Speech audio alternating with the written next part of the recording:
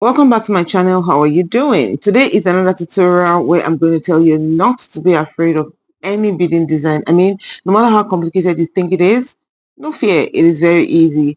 In this tutorial, I'm going to be showing you 8 clustered beading patterns. Let's jump in. We'll start with this purple beading right here. So we're going to be mixing 2 shades of purple together, light and dark purple. Then I added a little bit more of the light purple just so that the color will pop out a little bit. So I'm going to be using this tambo hoop right here as the canvas for this design. Let's jump in. So I've threaded the needle at the back. I'm going to put in 3 seeds of beads. So that's how I'm going to be creating this design. We're going to put 3, put the needle in front of it, just directly in front of it, and then we're going to be putting another 3. Make sure that we gauge where it's supposed to be in front, put it inside and just bring it out. So the rule here is to put the bead in front, put the needle in front of the bead, and then bring it out in midst of other beads. What I mean is, don't bring it out on its own, bring it out from like under a particular bead. The reason you do this is so that when you put new beads, there'll be no space at all. You just put the needle in front of the bead as usual. So at the end of the day, by the time you're done creating whatever you want to create, that's how you arrive at clustered beading, because there will be no space in between. I don't know if that makes sense. So I just put that in, put the needle in front, and then bring it out, under a particular bead or other beads, such that whatever my needle comes out from, there is no space, as you can see. So we'll just keep it like that. So by the time you're done, of course you may have some spaces here and there. I'll show you how to fill out whatever space that you see, but generally this is what it is. As you can see, it's clustered. So if you see that space in between right there, so I just put 1 bead inside it, and I just put it inside, and voila, that is it, covered. So you just have this is how you just keep doing on whatever area you want to bead on, and that's what we have clustered beading. That's exactly what I did with this particular dress right here. As you can see, it's clustered, it looks amazing, and from afar, this is what it looks like. This next one, we're going to be using crystal beads in size 6. So we're going to be using a matching thread as usual. So we need 2 sizes. So now I mix them together as usual, but this time around we're going to put in 1 bead at a time. Now the rule as usual is to pick the bead and put the needle just very, very close to where you brought the needle out from in the first place. We then pick another bead and then put the needle in again, very close to where the needle came out from in the first place, and bring it out under another bead, as you can see. Now, the same rule with the other purple that we did is about the same rule. So you just put it beside where the needle came out from and put it very, very close, at least under or very, very close to the other bit, so that by the time you're done, there will be no space around. So I'm picking this particular color randomly because the design I used to create, I'm going to show you in a bit, was a mix of this light green and this dark green, and this was how we did it. We just kept putting it one after the other, one after the other, one after the other, until we got to the size of whatever I wanted to use. So while we're working on the particular dress, this was what it looked like. We just picked 1 and 1 and 1, and this is what it looked like by the time we're done. This is before and after, but basically this is how we created the outfit. Let's jump into the next particular design. For lack of better words and better way to put it, I'm going to be calling it the haphazard design. Here we have both crystal and stud. So I'm going to be putting this in right here, put the needle in front of the bead as usual, and then in this case I'll bring out the bead from the last bead, and then I'll go ahead and pick another set of 3 beads, and I'm going to be doing the same thing I had done earlier. Just put it down right there and put the needle in front of it. Now this is the last time I'm going to do this particular pattern because that's what I want to do. And then I'll pick another 3 beads right there and just put it in front. Remember the rule of always bringing out the bead from the back of another bead. So I put this in front. I'm not going to be adopting the method I started with. I'll just put in beads again. So this time around I'm going to put in stud inside it, and I'll just drop it right there, put the needle in front of the stud, bring out the needle almost wherever I feel like bringing it out from, put another bead in front right there, put the needle in front, and I'm going to keep going. I called it haphazard because at this point it looks like it doesn't have direction, so it's up to you to just keep fixing the beads and fixing the beads, and ensure while you're doing that that all the spaces ends up being covered.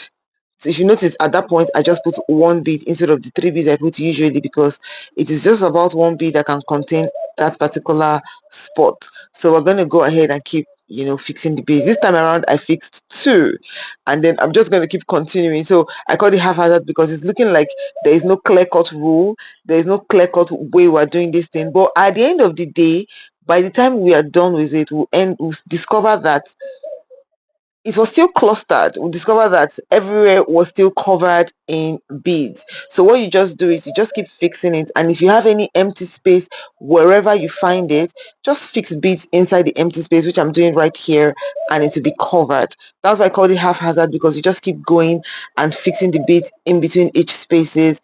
Is one way you can also do it if you're a learner. Maybe you don't understand how to fix it and fixing it is confusing. You can just use this haphazard method, but I'll advise you stick to one number of beads, either two beads or three beads, such that if you're going to fill out, you're going to fill out some holes that are left with maybe like one, to just keep filling and all that. So this right here is what it looks like at the end of the day. By the time I fix this last one, you discover that you can see two spaces right there. So these two spaces are right there. I'm just going to fill out those two spaces, and I filled it. So by the time we're done, this right here was a dress I actually did a particular design on, and this is what the beading looked like. So that pattern was for this dress. Let's go straight to the next. Now this is another type of combination as well. So we're using claw stones, we're using sand beads, we're also using crystal beads as well. Now when you're using different sizes of beads, the rule is to always put the biggest beads first.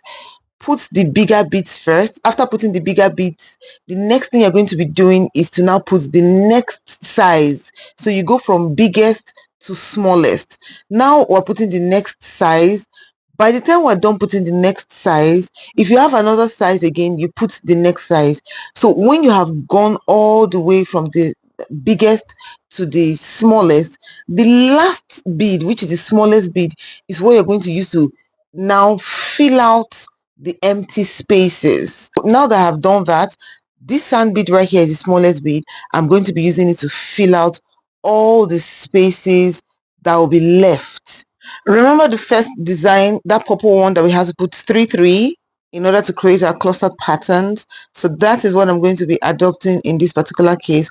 We're going to be doing it 3-3, and we're going to keep filling until we've filled everywhere within this particular space. If you notice, I was just bringing out the needle randomly, so I just wanted to show you that it's also possible to bring it out randomly, but the best way to do it is to do it the way I had done it the first time. But it's still coming around, as you can see, so I'll just keep filling. I'm going to be filling only that portion right there, because to fill out all this area is going to take quite a bit of time, and this is just a tutorial. So the idea is that you should keep filling until there's no more space, and that's what I'm doing right here. 3 beads as usual, but if you have a hole you can put less, but try not to put more than 3, because it may bulge and you may have some beads lagging out and all of that. So this right here is what it looks like, and it was the same method I adopted for this design right here, for this shoulder applique. It's also the same method that was applied on this dress right here. The bigger beads were placed, and then the smaller ones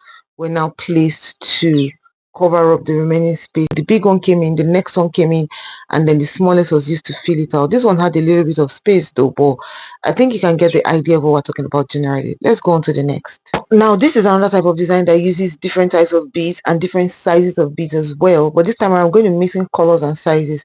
So what we have is sand beads, we also have crystal beads, we have pearls, and in this case we're using the no-sew pearls, the one that has a pin at the back. And that's another color of sand bead right there, and this right here is another color of crystal. So let's jump straight in. First of all, you fix the pearls with this machine right here. Remember, the pearl is a no-sew pearl.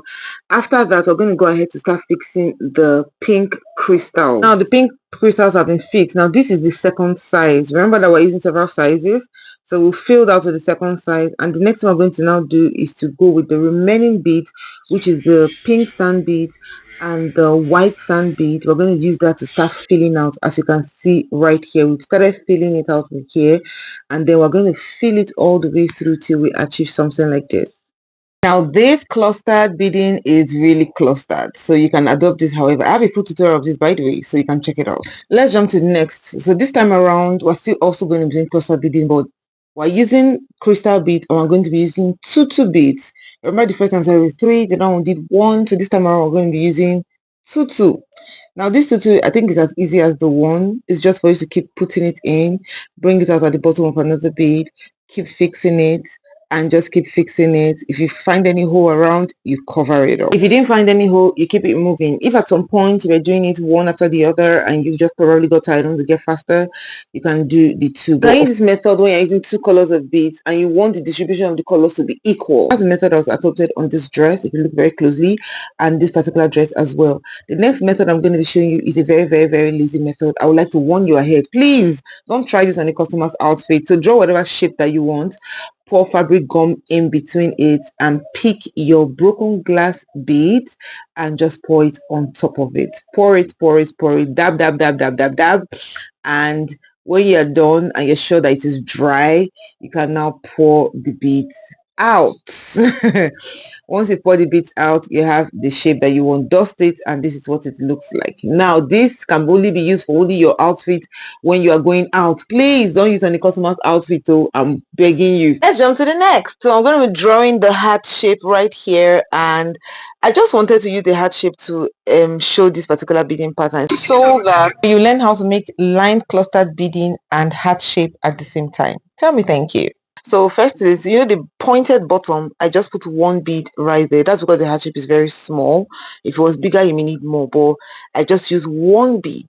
So what you do is you progress. So at this point, I'm going to be using 2 beads. I'll put it into the line. Remember that we're following the heart shape, right? Just put it into the line right there. Bring out the beads. For the next line, I'll do 3 beads. For the next line, we did 4, we did 5. I'll do 6 till I get to the point where the love shape curved in. Now it's important to know that if the love was bigger, I would have used more, but this is what we're using for now. So now I'm about to do the last line, and then I'll go straight into the curve to give us the actual love shape that we are looking for. So I took 3 beads right there, and I'm going to put it in middle. That's where the love acts inside. I put 3 beads right there. Next thing I'm going to put in is 4, because we want it to get bigger at some point. And then after that 4, next thing actually we'll put now is 3. So it went small, it went bigger, and then it's going to get smaller till it gets to the end. So I put 3. The next I'm going to put in is 2. After 2, I'm going to be putting 1. Basically, just follow the size of the heart shape that you have drawn, and whatever you get will be perfect. And that is it. So I've done the first side of the love. I'm going to go ahead and do the second side as well. So at this point, I'll take 3 beads as well, fix it there like I did earlier. After picking 3, you pick 4, and then you pick 3, 2, 1 again, and that will lead us to the end of this heart shape. Like I mentioned earlier, I just did heart shape because of the tutorial, but this particular cluster beading pattern, you can use it to do anything you feel like. Now this right here was the same line method that was used on this particular dress right here. If you look in between those shapes, you see that this lined beading was what was used. So this right here is all the beading patterns that we did so far. This canvas is looking a mess. I don't know why, but I know you got value from this video. Thanks so much for watching my video. Feel free to ask me any question. I'll see you in my next one. Bye.